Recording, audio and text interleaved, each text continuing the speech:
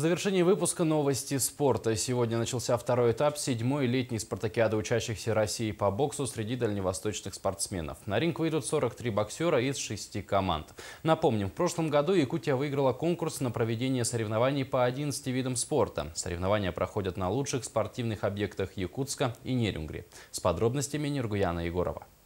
Анатолий Матоцкий занимается боксом 8 лет. Сначала он посещал секцию без особого желания. Интерес и спортивный дух пришли только со временем.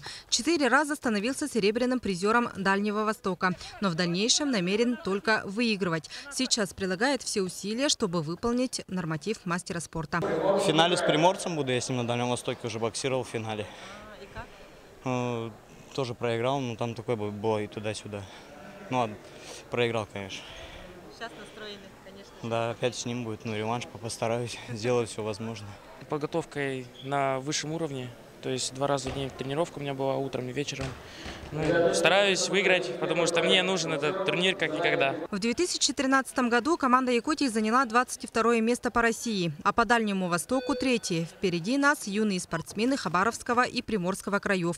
В этом году стоит задача войти в 20-ку. По сравнению с 2013 годом уже видно, что показатели увеличились.